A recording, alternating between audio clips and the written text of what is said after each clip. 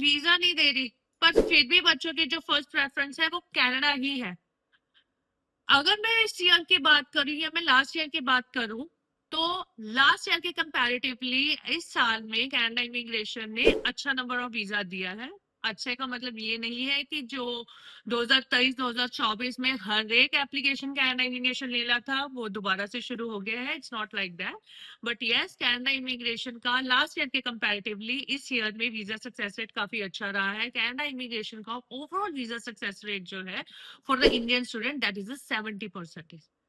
मैं इस वीडियो में आपको ये बताऊंगी कि हम किस तरह से उस 70% वाली कैटेगरी में आ सकते हैं कनाडा का वीजा लेने के लिए, rather than those 30% students.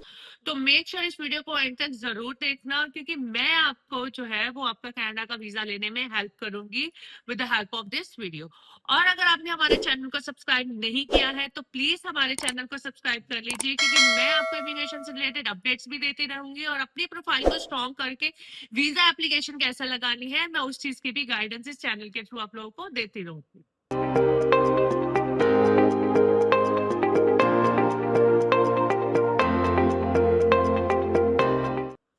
Although Canada immigration का जो वीजा सक्सेस रेट है that is 70%, but still students की प्रेफरेंस जो है वो कनाडा है। क्यों? क्योंकि ऑस्ट्रेलिया इमिग्रेशन ने अपने रूल्स टाइट कर दिए हैं, जिसकी वजह से स्टूडेंट्स जो है वो चाहे आप जितने मर्जी अच्छे बैंड स्कोर्स वाले हो, चाहे आप रिसेंट पास आउट हो, 7 ईच बैंड स्कोर्स वाले हो, आपके पेरेंट्स की इनकम बहुत ज्यादा अच्छी है, आपके पास फंडिंग पुरानी पड़ी है, तब भी ऑस्ट्रेलिया इमिग्रेशन जो है वो वीजा नहीं दे रही है। अगर दे रही है तो दे आर वेरी अनप्रिडिक्टेबल। कौन सी प्रोफाइल को वीजा दे दे, कौन सी प्रोफाइल को वीजा न दे, कुछ भी प्रोडिक्शन नहीं कर सकते। न्यूजीलैंड इमिग्रेशन ने जो है वो गैप लेना बंद कर दिया है, और पुराने फंडिंग ना होने की वजह से बहुत सारे स्टूडेंट्स न्यूजीलैंड की वीजा एप्लीकेशन नहीं कर पाते हैं। जर्मन इमिग्रेशन ने भी जो है वो रूल चेंज कर दिया है। रूल चेंज कर दिया है 30 ईयर ऑफ एजुकेशन वाला। मास्टर्स वाले बच्चों के लिए डीमैट लेके आ गए हैं, बच्चों को स्टूडेंट कॉलिंग के साथ जाना पड़ेगा, और अपनी लैंग्वेज रिक्वायरमेंट के ऊपर भी बहुत ज्यादा ध्यान रखना पड़ेगा। Immigration are changing again and again and again, they are changing their rules. तो इमिग्रेशन से अपडेट रहना, इमिग्रेशन के साथ अपडेट रहना बहुत ही ज्यादा जरूरी है। तो मैं बात कर रही हूँ कनाडा की। बहुत सारे स्टूडेंट्स ऐसे होते हैं जो 12th पास आउट करने के बाद या ग्रेजुएशन कंप्लीट करने के बाद या मास्टर्स कंप्लीट करने के बाद जो है वो स्टडी अब्रॉड के लिए प्लान आउट करते हैं। कनाडा अच्छी डेस्टिनेशन क्यों है, या कनाडा में क्यों अप्लाई करना चाहिए, किन कोर्सेज में अप्लाई करना चाहिए, उसका रीजन ये है कि कनाडा अच्छी डेस्टिनेशन इसलिए है क्योंकि वो आपको स्टडी के साथ वर्किंग राइट्स भी देती है, वो आपको आफ्टर स्टडी वर्किंग राइट्स भी देती है, जो आपको पीआर के लिए हेल्प करेगी। पर कैसे कैसे हेल्प करेंगे आपको आफ्टर स्टडी वर्क परमिट लेने के लिए? क्योंकि कनाडा में तो बहुत सारे स्टूडेंट्स ऐसे हैं, चाहे हम बात करें पोर्टाज कॉलेज वाले बच्चों की, जिनको वर्क परमिट देने से ही इमिग्रेशन ने मना कर दिया है। पर क्यों किया है इमिग्रेशन ने मना? इमिग्रेशन ने मना इसलिए किया है क्योंकि लास्ट ईयर इमिग्रेशन की यह पॉलिसी आई थी कि P2P यानी कि पब्लिक प्राइवेट पार्टनरशिप वाले इंस्टीट्यूशन वाले बच्चों को जो है वो वर्क परमिट नहीं मिलेंगे। पर जिन बच्चों ने पोर्टाज कॉलेज में रह के, which is not comes under DLI, जो कि पोस्ट ग्रेजुएट वर्क परमिट के लिए एलिजिबल है, तो उन बच्चों का रिजेक्शन आना लाजमी था। ठीक है, तो उनके लिए भी ऑप्शन है कि आप फर्दर स्टडी वहां पे कंटिन्यू कर सकते हो, अपने लिए अदर ऑप्शंस जो है वो आप लुकआउट कर सकते हो कोर्सेज में, जिससे कि आप बाद में जो है वो वर्क परमिट ले पाओ। अब बात करती हूँ मैं आपके लिए, क्योंकि आप लोगों ने फर्स्ट टाइम अप्लाई करना है, हमने फर्स्ट टाइम अप्लाई करना है, तो मेक श्योर आपने अपना इंस्टीट्यूशन का सिलेक्शन बहुत ध्यान से करना है। अगर आप कॉलेजेस के लिए जा रहे हो तो कॉलेजेस का पब्लिक होना बहुत ज्यादा जरूरी है, नहीं तो आपको वर्क परमिट नहीं मिलेगा। यूनिवर्सिटी के साथ ऐसा कोई कैटेगरी नहीं है, यूनिवर्सिटी चाहे पब्लिक हो चाहे प्राइवेट हो, आपको वो वर्क परमिट की अपॉर्चुनिटी देती है। अब ये चेक कैसे करना है कि भाई हमारी जो इंस्टीट्यूशन है वो PGWP अप्रूव्ड है या नहीं है? तो उसका बड़ा ही सिंपल सा मेथड है। आप कनाडा इमिग्रेशन काउंसिल की वेबसाइट के ऊपर जाओ, वहां पर उन्होंने DLI अप्रूव्ड जो है इंस्टीट्यूशन की लिस्ट दी हुई है। उस लिस्ट के अंदर उसकी बैक उसके साथ में अगर आप चेक करोगे तो वहां पे PGWP अप्रूव्ड इंस्टीट्यूशन जो है वो लिखे हुए हैं। तो मेक श्योर आपका जो इंस्टीट्यूशन आप चूज कर रहे हो वो वर्क परमिट आपको स्टडी के बाद देता है या नहीं देता है, इस चीज को अपने बहुत ज्यादा ध्यान में रख के चलना है, नंबर 1। नंबर 2, कनाडा इमिग्रेशन ने जब वर्क परमिट के कैटेगरी को चेंज किया, उस दौरान उन्होंने बहुत सारे इंस्टीट्यूशन के बहुत सारे ऐसे कोर्सेज थे जिनको उन्होंने वर्क परमिट से एग्जम्पशन मिले हैं। यस, एग्जाम्शन में ले आए थे, जिसके अंदर शेरडन कॉलेज की बात करूँ, सेंका कॉलेज की बात करूँ, मोहाक, हम्बर्ग की बात करूँ, तो बहुत सारे इंस्टीट्यूशन ऐसे हैं जिसके अंदर से बेसिक बिजनेस के कोर्स को वर्क परमिट से रिमूव कर दिया। यस, उस कोर्स को अगर आप पढ़ते हो तो उसके अंदर आपको वर्क परमिट नहीं मिलता है। तो मेक श्योर आप किसी भी कंसल्टेंट से अपनी एप्लीकेशन जो है वो अप्रूव कर तो मेक श्योर अगर आप किसी भी कंसल्टेंट से अपनी एप्लीकेशन जो है वो अप्लाई कर रहे हो तो उसकी एप्लीकेशन को अप्लाई करते दौरान आपने ये चीजें जरूर ध्यान रखनी है कि क्या आपका इंस्टीट्यूशन पीजीडब्ल्यूपी के लिए अप्रूव्ड है या नहीं है। और नंबर 2, जो कोर्स आप उस इंस्टीट्यूशन में पढ़ने जा रहे हो, अगर आपका इंस्टीट्यूशन पीजीडब्ल्यूपी अप्रूव्ड है तो क्या वो कोर्स जो आप उस इंस्टीट्यूशन में पढ़ने जा रहे हो वो पीजीडब्ल्यूपी अप्रूव्ड है या नहीं है। अगर आप इन चीजों को पहले से ही ध्यान में रख के चलोगे तो आपके साथ ये पीजीडब्ल्यूपी की या वीजा ना आने वाले जो चांस है वो नहीं होगा, आप उस चीज से बच जाओगे। Number 2, courses. कोर्सेज बहुत ही एक इम्पोर्टेंट रोल प्ले करते हैं आप लोगों को वीजा लेने में भी और वहां पर सेटलमेंट में।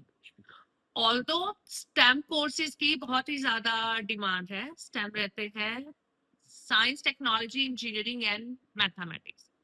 इन कोर्सेज की वहां पर बहुत ज्यादा ही डिमांड है, चाहे वो इंजीनियरिंग है, मेडिकल के कोर्सेज आ जाते हैं, एजुकेशन रिलेटेड कोर्सेज आ जाते हैं, है कंप्यूटर के कोर्सेज आ जाते हैं, या फिर कंस्ट्रक्शन, वेल्डिंग, प्लम्बिंग, इस तरह के ट्रेड कोर्सेज आ जाते हैं। तो आपको अपना कोर्स सिलेक्शन जो है वो बहुत ही ध्यान से करना है कि क्या मैं जो ये कोर्स वहां पे पढ़ने जा रहा हूँ उसको मुझे वहां पे बेनिफिट मिलना भी है या नहीं मिलना है। आपको रिटर्न ऑफ इन्वेस्टमेंट में क्या आ रहा है, क्या नहीं आ रहा है, ये चीजें बहुत ध्यान रखना। और ध्यान रखना है आपने अपनी फाइल लॉन्चमेंट के टाइम के ऊपर इस चीज का कि जो आप कोर्स वहां पे पढ़ने जा रहे हो वो सिमिलर कोर्स अगर आपकी अपनी होम कंट्री में है तो आप उसको अपनी होम कंट्री में क्यों नहीं पढ़ रहे हो।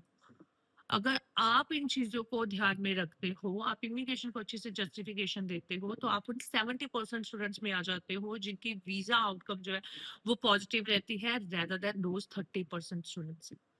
अब अगर मैं ओवरऑल सिनेरियो की बात करूं for the 70% of the visa, 70% of visas में कॉलेजेस का जो वीजा रेशियो है वो एज कम्पेयर टू यूनिवर्सिटीज जो है वो थोड़ा सा लो है। बट अगेन कॉलेजेस आपको बहुत सारे ऐसे अच्छे कोर्सेज जो है वो प्रोवाइड करते हैं जिसको आपको फ्यूचर में बेनिफिट मिलेगा। तो इस चीज के लिए कि भाई हमें डिग्री के साथ जाना चाहिए या हमें डिप्लोमा के साथ जाना चाहिए, प्लीज बहुत सारा ध्यान में रख के, बहुत सारी चीजों को ध्यान में रख के अपना कोर्स सिलेक्शन करना है।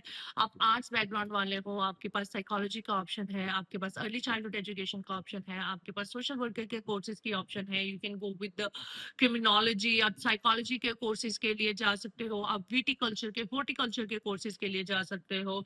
आप बिजनेस बैकग्राउंड वाले बच्चे हो, rather than generally going for bachelor of business course, आप अपने लिए वहां पर स्पेशलाइजेशन ले सकते हो। स्पेशलाइजेशन इज लाइक आप अकाउंटिंग ले सकते हो, फाइनेंस ले सकते हो, आप मार्केटिंग है, एचआर है, लॉजिस्टिक्स है, यानी कि ऑपरेशंस के कोर्सेज है, आप वो ले सकते हो। आप कंप्यूटर बैकग्राउंड वाले हो, गो विद दोज कोर्सेज जिसके अंदर एआई का स्ट्रक्चर जो है वो आपको पढ़ने के लिए मिले, क्योंकि एआई के साथ आने वाले टाइम में बहुत सारी चीजें जो है वो अटैच हो जाएगी, इजी मेथड रहेगा वर्किंग का, बहुत सारी चीजों का। तो एआई आपके कोर्स का करिकुलम का पार्ट है या नहीं है, आप उसको ध्यान में रखना है। Go with the game development courses, web designing courses के लिए आप जा सकते हो, आप डिजिटल मार्केटिंग के कोर्सेज के लिए जा सकते हो, आप इंजीनियरिंग बैकग्राउंड में भी जा सकते हो, दो नॉन मेडिकल स्टूडेंट। आपके पास सिविल, कंस्ट्रक्शन, इलेक्ट्रॉनिक्स की, मैकाट्रॉनिक्स की, रोबोटिक्स की स्टडी पढ़ने के लिए अच्छी अपॉर्चुनिटी है। आपको अपने लिए डिफरेंट सोचना है, आपको अपने इंटरेस्ट के बारे में सोचना है। आपको अब वो टाइम नहीं है कि आप ये बोलो कि भाई मुझे तो सिर्फ और सिर्फ इजी स्टडी के लिए जाना है। वो विद द कोर्सेज जो आपको रिटर्न ऑफ इन्वेस्टमेंट जो है वो एक अच्छा आउटकम दे सकता है। आपको कनाडा में नर्सिंग पढ़नी है, आपने मैथमेटिक्स का सब्जेक्ट नहीं लिया है, बहुत सारे ऐसे इंस्टीट्यूशन हैं जो आपको विदाउट मैथ्स या एडिशन मैथमेटिक्स के सब्जेक्ट के साथ जो है नर्सिंग के, प्रैक्टिकल नर्सिंग के डिप्लोमास हो गए या फिर बैचलर ऑफ नर्सिंग करने की जो है वो अपॉर्चुनिटी देती है। फार्मास्यूटिकल के कोर्सेज हो गया, फार्मेसी हो गया, बायोटेक्नोलॉजी हो गया, बायोकेमिस्ट्री के कोर्सेज हो गए, एनवायरमेंटल साइंस के कोर्सेज हो गए। अरे भैया कोर्सेज तो मांगो, इतने तरह के कोर्सेज अवेलेबल है, रेदर देन गोइंग फॉर वो क्या कहते हैं वो भेड़ चाल वाली चीज से थोड़ा सा बाहर निकल के अपनी प्रोफाइल के ऊपर खुद काम करना शुरू कर दो भाई। कंसल्टेंट को, एजेंट को पैसों से मतलब है, आपके वीजा से मतलब है। उस कोर्स को पढ़ने के बाद आपका फ्यूचर में क्या मिलने वाला है या क्या नहीं मिलने वाला, इसकी रिस्पॉन्सिबिलिटी आप लोगों की है।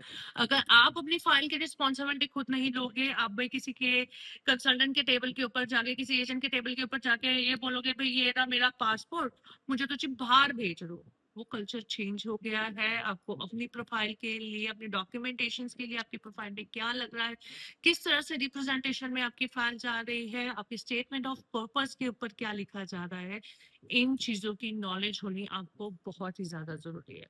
तो अगर कोई भी कंसर्न है रिलेटेड टू द इमिग्रेशन की पॉलिसी से रिलेटेड, या फिर आपकी प्रोफाइल को कौन से कोर्स में डालने से आपका वीजा जो है वो निकलेगा या नहीं निकलेगा, कॉलेज में जाना है, यूनिवर्सिटी में जाना है, इन चीजों को बहुत ही ज्यादा ध्यान में रखता है। Last but not the least, एक चीज बहुत ही ज्यादा इंपॉर्टेंट, रिसेंट में मेरे पास बहुत सारे ऐसे केसेस आए हैं जिसके अंदर लो लैंग्वेज स्कोर की वजह से बच्चों की वीजा एप्लीकेशन जो है वो रिजेक्ट होगी।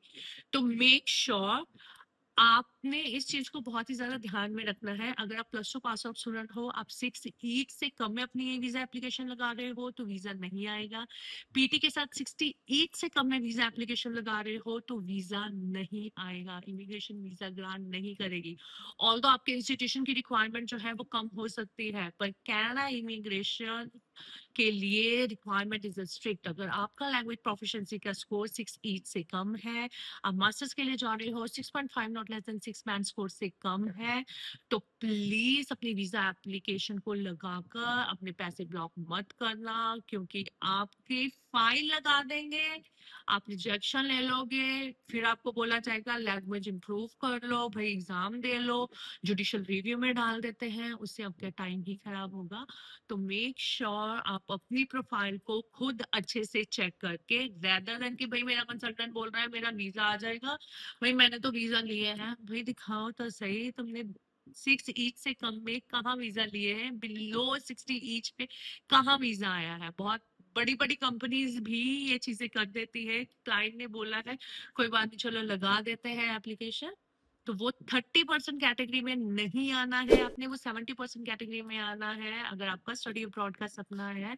और अगर आपको अप्लाई करना है with the help of immigration gurus, you can reach us out, we are there to help you, we are ready to guide you from application till your visa process. हम आपके हर एक mode पर आप लोगों के साथ खड़े हुए हैं। इनफैक्ट आपको वहां पर जाके PGWP मिलेगा या नहीं मिलेगा, अगर इमिग्रेशन की कोई भी रूल्स चेंज होते हैं तो उससे रिलेटेड हम आप लोगों को टाइम टू टाइम जो है वो अपडेट करते रहेंगे।